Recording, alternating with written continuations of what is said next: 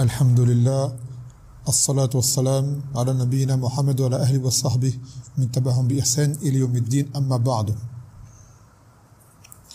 نواصل في قراءتنا في هذا الكتاب الذي نرجو أن يكون مباركا في حقوق الزوجين. Nous allons poursuivre. Nous sommes bientôt à la fin du livre. Probablement qu'on aura fini demain, Inch'Allah. Et nous étions rentrés la dernière fois dans certains autres droits qui sont toujours relatifs à ceux de l'épouse. Un qu'on avait oublié dans les doulos précédents, qui était le fait de l'éduquer et de l'instruire en religion. Ensuite, il y avait,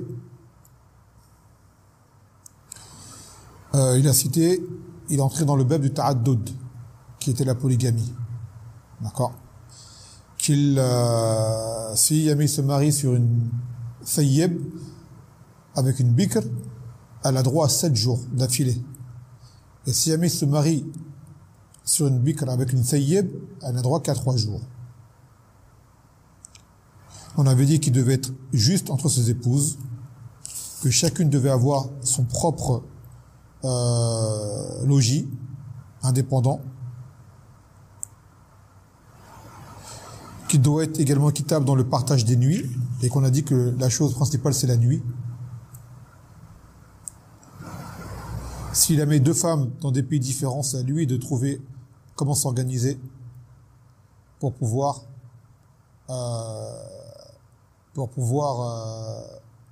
partager. Et une masala que j'ai oublié de dire, c'est que si jamais ils sont dans 2 pays différents, ses épouses dans 2 pays différents, et qu'il est en mesure de ramener une vers un pays, ou 2 pays, ou des régions, ou des villes, mais elles sont éloignées, et qu'il est en mesure de rapprocher l'une d'entre elles et qu'elle refuse, alors à ce moment-là, il n'est plus obligé d'être équitable avec elle. Car là, elle rentre dans le nushuz, la rébellion. La femme qui se rebelle n'a plus le droit, elle perd beaucoup de droits en fait. Donc à ce moment-là, elle n'est plus en droit de réclamer son partage. Car là, elle a refusé de le suivre alors qu'il lui proposait une solution qui était facile pour tout le monde et à la base, elle doit lui obéir. Sauf si, avant de se marier, ils avaient mis comme condition qu'elle reste là où elle est. Par exemple, elle dit, moi, je reste là où je suis parce qu'il y a telle raison, il y a mes parents, il y a telle maslaha. Je ne veux pas déménager. Et qu'il a accepté, là, à ce moment-là, il ne peut pas lui imposer. Si jamais, par exemple, il lui impose, ou ils n'ont rien dit, il s'est marié, après il a dit, maintenant, il faut que tu me rejoignes à tel endroit, moi, ça m'arrange que tu viennes là-bas, et elle refuse, alors à ce moment-là, elle rentre dans le nushuz.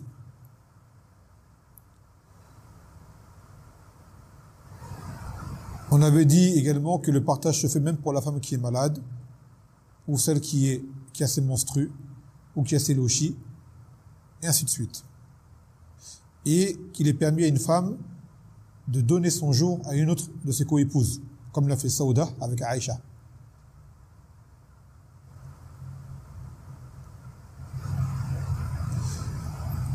Donc maintenant, on va poursuivre dans ces règles de la polygamie. طيب. Donc comme on vient de dire, ويجوز للمرأة أن تهب حقها من القسم لزوجها أو لبعض ضرائرها أو لهن جميعا.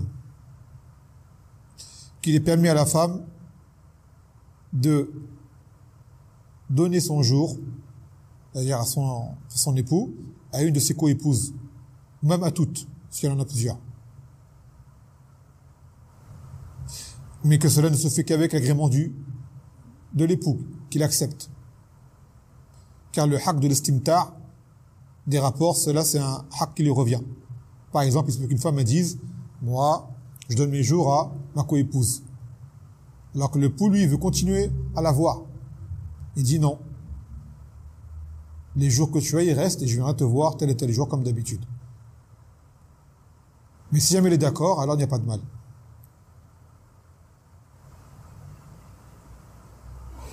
Et le hadith, le dalil, c'est ce qu'a fait Saouda, radiyallahu anha, en léguant son jour à Aïcha, car elle craignait que le Nabi sallallahu alayhi wa sallam ne la divorce. Donc pour rester avec lui malgré tout, et lui faire plaisir, elle a donné son jour à l'épouse que le Nabi sallallahu alayhi wa sallam préférait. et garder ses privilèges de mère des croyantes.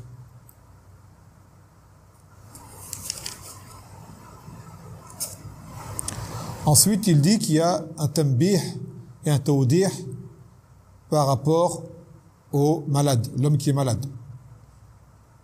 Mas'ala par rapport à l'homme qui est malade. Il dit إن كان المريض يستطيع القسم والدوران بين نسائه وجب عليه وإن اشتد به وجعه ولم يستطيع استأذن أزواجه أن يمرض عند من شاء منهن. Donc si jamais le malade, l'époux est malade, mais qu'il est quand même en mesure de partager, alors il est obligatoire de rester dans son programme, d'aller tel jour chez une, tel jour chez l'autre. Cependant, si la maladie s'amplifie et que la douleur s'accentue sur lui et qu'il n'est pas en mesure de se déplacer, alors à ce moment, il demande la permission à ses femmes de rester chez l'une d'entre elles pour se faire soigner. Comme l'a fait le Nabi sallallahu alayhi wa sallam en restant chez Aïcha lors de sa maladie dans laquelle il a trouvé la mort. Car se déplacer lui était pénible. Et Aïcha était son épouse préférée et ses épouses le savaient. Donc par amour pour lui, elles l'ont laissé se faire soigner et être pris en charge par Aïcha radiyallahu anha.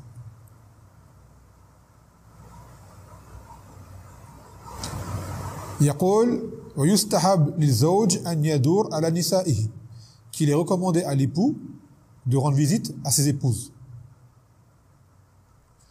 فيدنو من كل واحدة من غير مسيس أي جماع لحديث عائشة كان النبي صلى الله عليه وسلم إذا صلى العصر دار على نسائه فيدنو منهن. Ça veut dire qu'il peut rendre visite à ses femmes, cependant il ne doit pas les toucher, hormis celles dont c'est le jour. Il rend visite à ses épouses. Car Aïcha lui rapporte que le Nabi sallallahu alayhi wa sallam agissait de la sorte. Mais la particularité, c'est que le prophète sallallahu alayhi wa sallam avait 9 épouses à un moment. Ce qui fait que chacune devait attendre au moins 9 jours avant de voir son jour arriver. Donc de là, pour ne pas que l'attente soit trop longue, il leur rendait visite.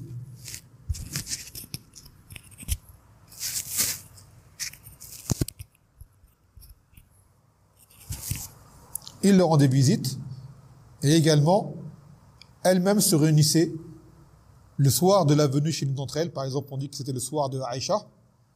Alors les autres épouses venaient également toutes se réunir chez lui, ou plutôt chez Aïcha, afin de pouvoir le voir. Et une fois leur venue, qu'il puisse se retrouver seul avec son épouse, elle partait rentrer chez elle. Nous on a expliqué, l'une des raisons c'est la longue attente qu'elles auraient dû subir, dû à leur grand nombre.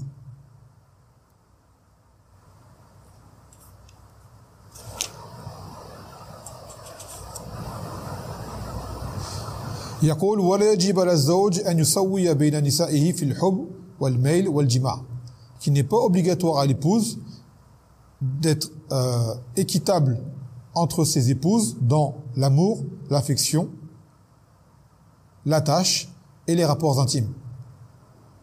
لأن ذلك ليس في استطاعته, car cela n'est pas dans sa capacité. لقول الله عز وجل ولن تستطيعوا أن تعدلوا بين النساء ولو حرصتم فلا تميلوا كل ميل فتذروها كالمعلقة وإن تصلحوا وتتقوا فإن الله كان غفورا رحيما. Et que vous ne saurez égaliser, être juste envers vos épouses, même si vous cherchez à le faire. Mais n'ayez pas trop de penchant pour une au point d'en laisser l'autre en suspens, c'est-à-dire comme si elle avait ni mari, comme si elle était ni mariée ni divorcée. Mais que vous conciliez et que vous craigniez, alors Allah est pardonneur et miséricordieux. Donc ce verset est à bien comprendre, car des gens des fois s'en servent pour dire que l'homme, s'il est polygame, il ne pourra pas être juste dans la justice qui lui a été imposée. On dit cette justice, elle concerne tout ce qui est don, tout ce qui est dépense et tout ce qui est partage des nuits. Quant à l'amour et au sentiment, cela est une chose qui n'est pas de sa volonté. Et l'amour est une chose qu'on ne contrôle pas. وقال سئل النبي صلى الله عليه وسلم أي الناس أحب إليك قال عائشة من الرجال فقال أبوها ثم قال من قال عمر بن الخطاب que le Nabi sallallahu alayhi wa sallam a été interrogé qui est la personne que tu préfères. Il a dit Aïcha. Il a dit qui parmi les hommes? Il a dit son père, c'est-à-dire Abu Bakr. Il a dit qui donc après Abu Bakr? Il a dit Omar. Donc Aïcha était sa femme préférée. C'est une chose qui n'était cachée à nulle de personne. Donc il citait une parole d'Ibn Qudama dans le Mughni, rahimahullah ta'ala, qui dit لا نعلم خلافا بين أهل العلم في أنه لا يجب التسوية بين النساء في الجماع وهو مذهب مالك والشافعي وذلك لأن الجماع طريقة الشهوة والميل ولا سبيل إلى التسوية بينهن في ذلك فإن قلبه قد يميل إلى إحداهما دون الأخرى. Il dit, Ibn Qudama, que je ne connais aucune divergence entre les savants, qu'il n'est pas obligatoire d'égaliser entre les femmes dans les rapports intimes. Et c'est le mazhab de Malik et de Shafi'i. Du fait que les rapports intimes, c'est une chose qui sont liées aux envies et aux penchants.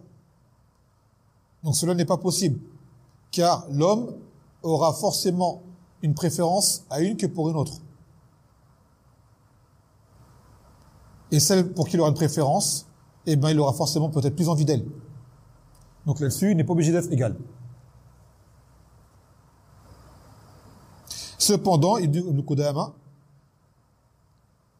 وإن أمكنت التسوية بينهما في الجماع كان أحسن وأولى فإنه أبرع في العدل. Mais cependant, s'il est en mesure d'être juste entre elles malgré tout, qui s'efforce de pouvoir donner autant à l'une qu'à l'autre, il dit alors cela est meilleur et plus proche de la justice. Cependant, s'il ne le fait pas, cela ne lui est pas rendu obligatoire.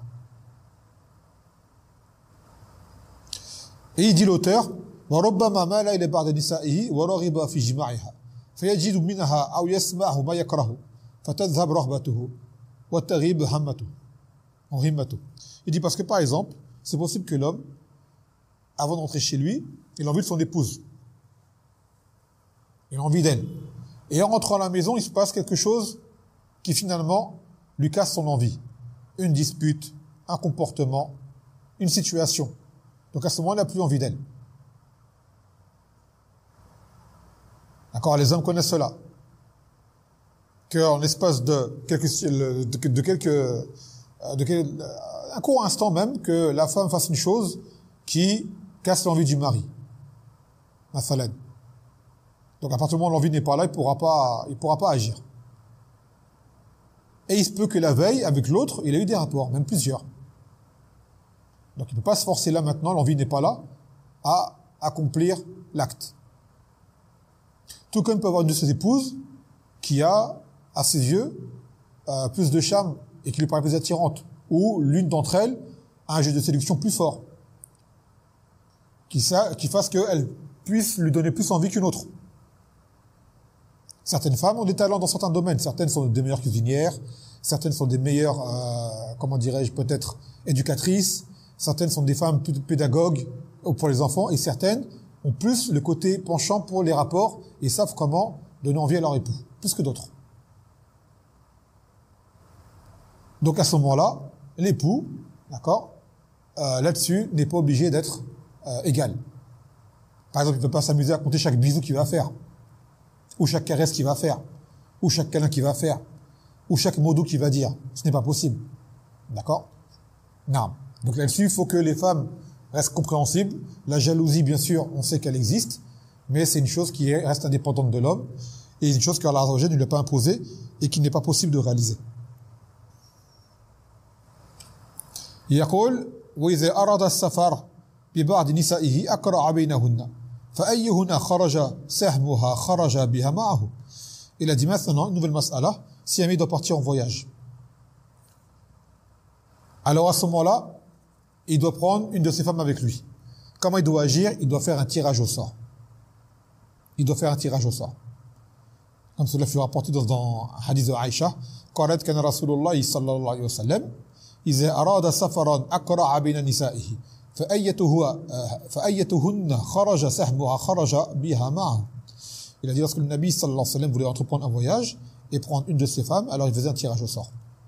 Et celle dont le nom sortait, alors celle qui partait avec lui.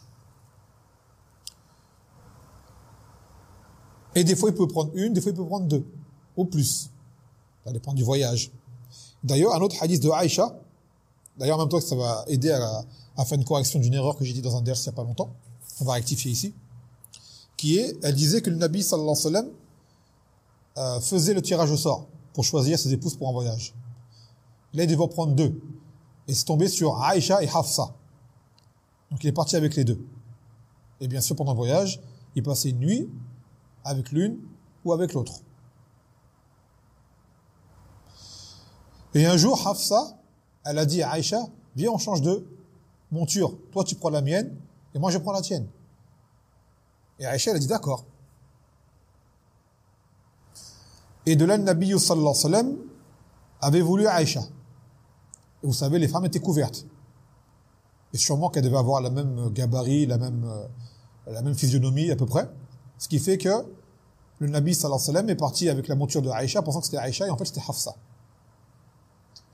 Et lorsque Aïcha a voulu le rattraper, elle n'a pas pu. À ce moment-là, elle était prise d'une crise de jalousie intense. Et c'est à ce moment-là, en fait, qu'elle a mis ses pieds dans des fourrés en disant « Ya Rabbi sallit alayha akraban aw hayyatan tarda'uni wa la astati'u an aqula lahu shay'an rasuluk la astati'u an aqula lahu shay'an » Donc elle a dit « Oh Allah, envoie un scorpion ou un serpent qui me pique. Car c'est ton messager et je ne peux rien lui dire. » Comment cela? C'est-à-dire ce qui s'est passé, elle ne pouvait pas reprendre le Nabi sallallahu alayhi wa sallam et lui reprocher ce qui s'est passé. Car à la base, l'erreur, on va dire l'erreur, c'est fait de leur faute à elle. Elles ont échangé leur monture et lui il est parti avec Hafsa. Donc regardez, elle n'a pas fait de scandale, elle n'a pas fait de remontrance ou de réprimande. Elle a pris sur elle-même, ça a été dur pour elle, au point de vouloir en mourir, de savoir que son époux est parti avec sa coépouse, alors ça devait être elle, à ce moment-là. Malgré tout, elle a, comment dirais-je, elle a surmonté la chose. Et là, c'est une faïda importante qu'il faut retenir lorsque la femme trouve de son époux des choses qui lui déplaisent. Légitimes, comme un manquement dans ses droits, comme un comportement parfois déplaisant, et ce qui s'ensuit. Il y a un hadith qui a été rapporté par Abdullah ibn Abbas radiyallahu anhu et rendu Hassan par l'Albani. قال النبي صلى الله عليه وسلم ألا أخبركم بنسائكم من أهل الجنة الودود الولود العودود على زوجها التي إذا أذت أو أذيت جاءت حتى تأخذ يد زوجها ثم تقول والله لا أذوق غمضا حتى ترضى. Il a dit Nabi sallallahu alayhi wa sallam, ne vais-je pas vous informer de vos femmes qui font partie des femmes du Jannah. Les femmes qui font partie des femmes du paradis. Il a dit, celle qui est affectueuse, celle qui est féconde et celle qui revient vers son époux, qui fait les premiers pas vers son époux. Celle qui, lorsqu'elle-même agit mal, elle agit mal envers son époux, ou alors qu'elle subit de mauvais agissements de son époux, malgré tout, c'est elle qui vient vers lui. Et elle pose sa main dans la sienne, et elle dit, je ne goûterai pas le sommeil tant que tu ne seras pas satisfait. Allahu Akbar. Donc ce comportement à avoir pour la femme, c'est un comportement des sifat des femmes du paradis. Celle qui fait un effort sur elle et qui fait les premiers pas qui vers son époux, même si elle a tort, alors malgré tout, elle fait en sorte que son époux s'apaise et qu'elle lui montre qu'elle est avec lui. Et que si jamais c'est elle qui a tort, alors elle fait le premier pas, elle vient vers lui et elle fait en sorte que, également, il lui pardonne et que la colère se dissipe. Ça demande nefs, car en général, les gens sont amenés à vouloir leurs droits, les femmes sont souvent coléreuses, d'accord, et amenées à se quereller avec leur époux pour telle et telle raison. Des fois c'est légitime, des fois ça ne l'est pas. Et quoi qu'il en soit, même si c'est légitime, il n'est pas permis à la femme de faire le hajj à son mari. On a pris le hadith auparavant, que si elle fait le hajj de son mari, que ce soit pour avoir des rapports ou autres, qu'il l'appelle, elle ne parle pas, elle ne lui répond pas, elle lui tourne le dos, que les anges la maudissent et que Allah Azza wa Jal est en colère contre elle, ce qui permet les grands péchés. Et les ulama disent, cela est interdit pour elle, sauf dans des cas particuliers, comme celui où elle serait privée d'un droit qu'elle a. Par exemple, son mari ne dépense pas pour elle. Mathalan. Un droit indispensable qu'elle a, il ne lui donne pas. À ce moment-là, elle peut agir de la sorte. En guise de réponse, en fait. Mais quoi qu'il en soit, même si cela est une chose qui peut être légitime, les ulama déconseillent de le faire. Car souvent, ça va amener à ce que le mari s'empire. Que la situation s'aggrave. Donc, le aoula pour elle, c'est de prendre ce hadith qui amène à voir les caractéristiques de la femme du paradis. Elle fait les premiers pas, elle revient vers lui. Si elle a tort, elle s'excuse. Et si elle a tort, elle lui pardonne et elle lui montre qu'elle est là, ouverte, indulgente, tolérante, douce et affectueuse. Et c'est pour cela que j'avais écrit il n'y a pas longtemps, vous avez pu le voir sur ce que j'ai pu diffuser sur mon compte, que le fiqh d'une femme, le ilm d'une femme, la taqwa d'une femme, ce n'est pas à travers tout ce qu'elle aura comme science apparente de ajza du Coran, le Coran par cœur, à la Bukhari par cœur, à la Talif par cœur, à la étudier tel livre. Ce n'est pas ça qui va le montrer en réalité. Ça, c'est noble qu'elle ait tout cela. D'accord ? On ne dit pas qu'elle ne doit pas étudier. Mais on dirait, en réalité, tout ce qu'elle aura acquis comme ilm, cela va apparaître à quel moment? Pas pendant un ders, pas devant une enseignante, pas durant une conférence qu'elle pourrait faire pour les femmes, ou un ders qu'elle ferait pour les femmes, ou non, ça va apparaître à son comportement avec son époux. Quand on avait expliqué que son époux est son jannah ou son nar. Donc elle sait sa priorité. Son nar, il sera son feu si elle le rend mécontent et qu'elle ne rend pas les droits comme se doit. Il sera son jannah si elle le satisfait et qu'elle le rend heureux. Et malgré tout, même si il a tort, comme le prouve le hadith, elle fait en sorte de le satisfaire. Quand on sait qu'une chose t'amène au paradis, tu le priorises. Et quand tu sais qu'une chose te causera le feu, cette chose-là, tu l'évites autant que possible. Donc pour la femme, cela apparaîtra comment? Après le tawhid, après le droit d'Allah et de son messager, avec son époux. C'est là que ça va se voir. Celle qui a vraiment du fiqh et son haut niveau de taqwa. Non. يقول وإذا سافر Anam. Et aussi, il a dit que si jamais l'époux voyage en prenant une épouse sans faire de tirage au sort, il aura commis un péché. D'accord?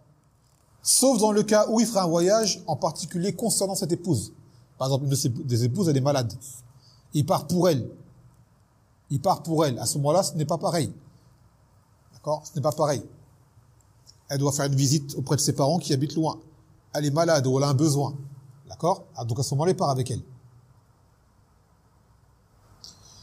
Et il n'y a pas de tirage au sort. Sans quoi, le tirage au sort est obligatoire, sauf si les co-épouses sont d'accord pour que, mathalan, elles disent toutes, nous on voit que c'est mieux que tu partes avec fulana. Mathalan, ou même des fois, le choix n'est pas possible. Il doit voyager, et pour ce voyage, une des épouses est plus appropriée pour l'accompagner qu'une autre. Par exemple, t'en as une, elle a plein d'enfants. Il ne peut pas tous les prendre. Et il ne peut pas laisser les enfants tout seuls. Ou alors il a un voyage à faire, et l'une d'entre elles a les caractéristiques qui correspondent à son voyage. Par exemple, il y a il a besoin de traduction. Il y en a une qui est bilingue. Par exemple, lui, il n'est pas arabophone. L'une de ses épouses, elle est arabophone. Et il a un voyage à faire dans un pays arabe. Mathalan. Donc il faut privilégier celle qui est en mesure de lui apporter plus de maslaha, avec l'accord de l'autre. Mathalan, il est malade, il fait un voyage, il est malade. Et t'en as une, elle a des connaissances médicales. Elle a été infirmière, elle a été ainsi de suite. Elle sait comment faire. Elle sait de prendre en charge des soins de l'époux. L'autre ne peut pas. Donc à ce moment-là, c'est elle qui sera prioritaire. Car là, il y a un besoin, il y a une haja. Et la mas'ala qui est importante, c'est que lorsque l'homme part en voyage avec ses épouses, ou une de ses épouses, alors il n'a pas à rattraper les jours qu'il a fait en voyage, quand il revient. S'il a fait un tirage au sort, et qui revient de voyage, alors les jours passés en voyage, il n'a pas à les rattraper. Car le Nabi sallallahu alayhi wa sallam n'a jamais rattrapé les jours qu'il a fait en voyage avec ses épouses. Donc il n'y a pas de dalil là-dessus. Hormis dans 2 cas. Lequel?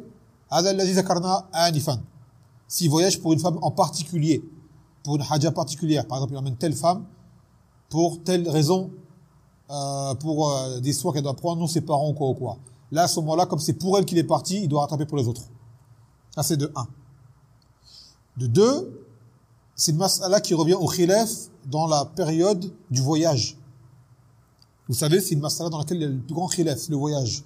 Pendant combien de temps la personne est considérée comme étant voyageur? Est-ce que c'est 4 jours? Est-ce que c'est 19 jours? Ou est-ce que c'est indéfini tant que la personne est en voyage? D'accord? La plupart des ulama disent c'est 4 jours. Si tu sais que tu pars en voyage quelque part et que tu vas rester plus de 4 jours, alors tu deviens résident. Et à ce moment-là, ça applique sur toi les règles de tout le monde. La salat, tu l'as fait en groupe avec tout le monde, sans la raccourcir, sans les regrouper. Ça, si jamais tu sais que tu vas faire plus de 4 jours. Ça, c'est l'avis le plus fréquent. Deuxième, c'est 19 jours.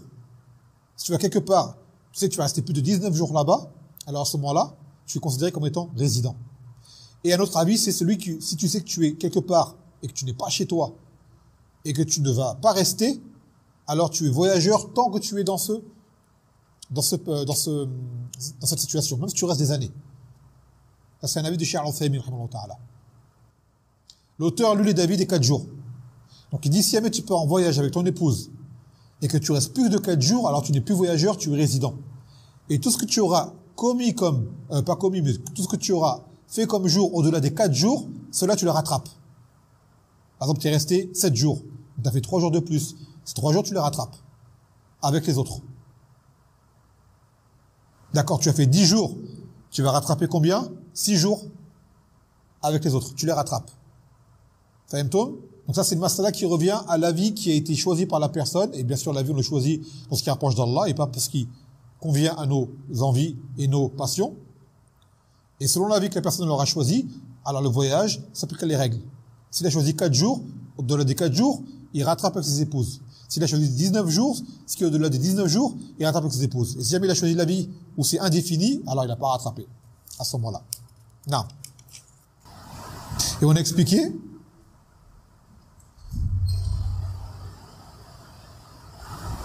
que si une femme refuse de partir avec son époux,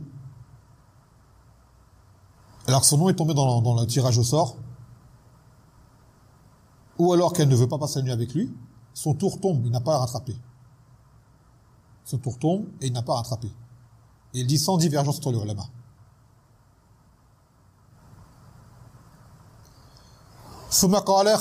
Donc là, c'était des masaïl qui étaient relatives, d'accord, à la polygamie. Donc là, il revient maintenant sur les hukuk. Là, c'est le 15e maintenant. Toujours dans la polygamie. Hil al-shajar wal-khisam binna adarratain ou adra'ir. Qu'il doit régler les conflits qu'il y a entre ses épouses. S'il y a son conflit, il doit venir et être juste et régler le conflit. كما جاء في حديث أنس رضي الله عنه كان النبي صلى الله عليه وسلم عند بعض نسائه فأرسلت إحدى أمهات المؤمنين بصحفة فيها الطعام فضربت التي النبي صلى الله عليه وسلم في بيتها يد الخادم فسقطت الصحفة فانفلقت فجمع النبي صلى الله عليه وسلم فلق الصحفة ثم جعل يجمع فيها الطعام الذي كان في الصحفة ويقول غارت أمكم ثم حبس الخادم حتى أوتي بالصحفة من عند التي وفي بيتها فدفع الصحفة الصحيحة إلى التي كسرت صحفتها وأمسك البكسورة في بيت التي كسرت رواه البخاري. Il a dit qu'une fois le Nabi sallallahu alayhi wa sallam était chez une de ses épouses, c'était Aïcha. C'était Aïcha. Et une autre de ses épouses, c'était Saouda, avait envoyé un plat pour le Nabi sallallahu alayhi wa sallam, dans la maison de Aïcha, par le biais d'un valet. Et Aïcha, prise de jalousie, a tapé dans la main du valet. D'où le fait que, par la suite, le plat soit tombé, soit brisé, avec la nourriture. Donc là, le Nabi sallallahu alayhi wa sallam l'a dit, votre mère est jalouse. C'est-à-dire Aïcha est jalouse. Qu'est-ce qu'il a fait? Il a ramassé la nourriture. Il a demandé de ramener un plat de la maison de Aïcha.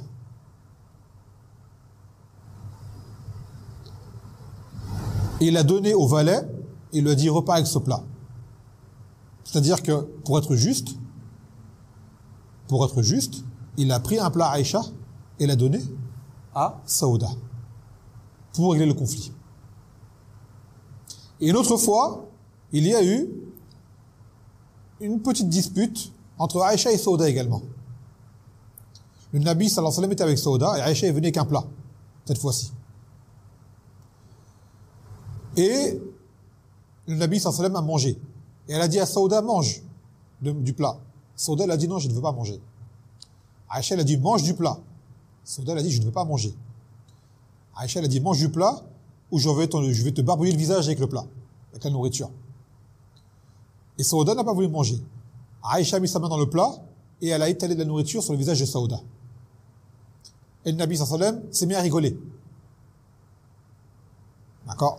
Et de là, le Nabi sallallahu alayhi wa sallam a pris la main de Saouda, l'a mis dans le plat et il lui a passé la main sur le visage de Aïcha, la nourriture. Et il a dit, comme s'il avait dit en fait, ex aequo. Vous êtes ex aequo toutes les deux. Taïeb. Thumma, il y a eu la salade qui a été appelée et il a dit allez, fuyez vos visages. Et après, il est parti. Et cela, bien sûr, comme on dit, bon enfant. Ça l'a fait rire, le Nabi sallallahu alayhi wa sallam. Aujourd'hui, bon, si vous faites ça, les frères, je pense que ça va finir en bagarre. D'accord, ça c'est des comportements qu'il y a eu chez les gens qui avaient vraiment de la haute noblesse. Mais aujourd'hui, entre deux épouses, si ça se passe, et qu'il y en a une qui étale le visage de l'autre et de la nourriture, je pense que ça va partir en bagarre. Donc ça à éviter.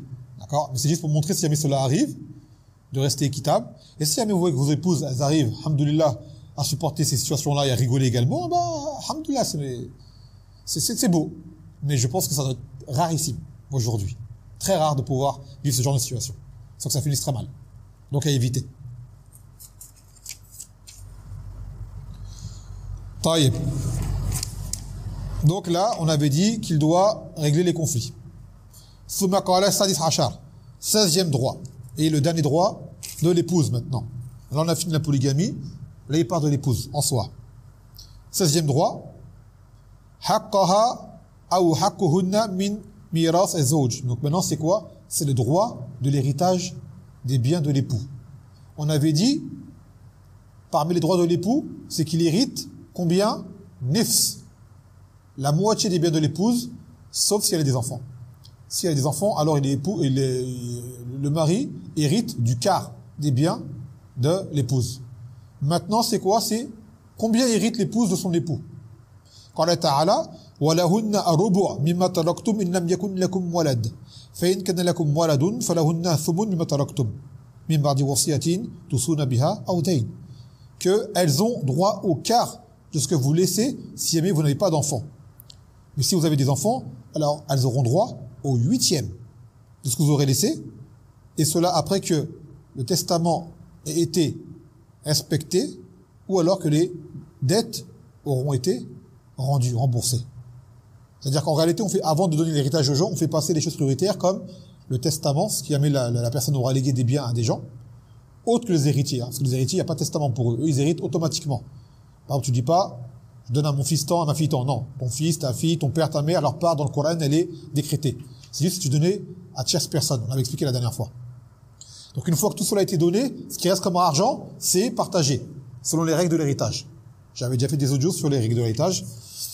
Et donc là, l'épouse ou les épouses, elles ont droit au quart de ce que l'époux a laissé. Est-ce que si chacune elle a un quart? Non, si le quart est partagé, si elles sont plusieurs. Si elle est toute seule, elle a le quart entier pour elle. Si elles sont plusieurs, ce quart est partagé en mesure du nombre des épouses. Si elles sont 2, le quart est partagé en 2. Si elles sont 3, il est partagé en 3. Et si elles sont 4, il est partagé en 4. Ça, c'est dans le cas où l'homme n'a pas d'enfants. Si elle a des enfants, elles auront... Alors, c'est le 8e. Si elle est seule, elle aura un 8e, elle est toute seule. Si elles sont 2, ce 8e sera partagé en 2. Si elles sont 3, il sera partagé en 3. Si elles sont 4, il sera partagé en 4. Voilà, en ce qui concerne les droits de l'épouse taïeb. Et là, on avait cité auparavant une faïda sur les droits des soins à prodiguer à l'épouse, est-ce que cela est obligatoire pour l'époux de prendre en charge les soins médicaux de l'épouse? Et on avait dit que l'avis prépondérant, c'est que oui. Et subhanallah, il y a quelques jours, j'ai écouté une fatwa de Cheikh Al-Hajuri, mon cher Cheikh Yahya, qui lui voit que non, que ce n'est pas à l'époux, ce n'est pas obligatoire pour lui de prendre en charge les soins de l'épouse. Car il a dit, parce que le Nabi sallallahu alayhi wa sallam a été interrogé au propos des droits de l'épouse, il a dit أن تطعمها إذا طعمت وأن تكسوها إذا اكتسيت ولا تضربها في الوجه ولا تقبحها. Il a dit, c'est quoi les droits de l'épouse? Il a dit que tu la nourrisses quand que tu te nourris, que tu la vêtisses lorsque tu te revêtis, que tu ne la frappes pas au visage et que tu n'invoques pas que Allah l'en le dise, si vous vous rappelez bien. Il a dit ce hadith-là ne parle pas des soins médicaux. Donc lui, il voit que ce n'est pas obligatoire pour l'époux et que si jamais il est malade, il dit que c'est au wali de prendre en charge les soins. C'est-à-dire le père ou celui qui de base a été le tuteur de la femme. Mais il a dit quoi qu'il en soit, il a dit c'est mieux qu'il le fasse. Cela est de meilleur comportement. Mais si jamais il ne peut pas, on ne peut pas lui imposer. Tel est l'avis de Cheikh Al-Hajuri sur cette question-là. Et d'autres ulama pensent comme lui. Non. Taïb. Donc là on a fini par rapport à ce ders. Et demain, Inch'Allah, je pense que ce sera en un seul ders. Ou peut-être deux, on verra. Naam. Les droits communs. Les droits communs des époux. Naam. طيب فنكتفي بهذا القدر فسبحانك وبحمدك لا إله إلا أنت استغفرك وأتوب إليك. السلام عليكم ورحمة الله وبركاته.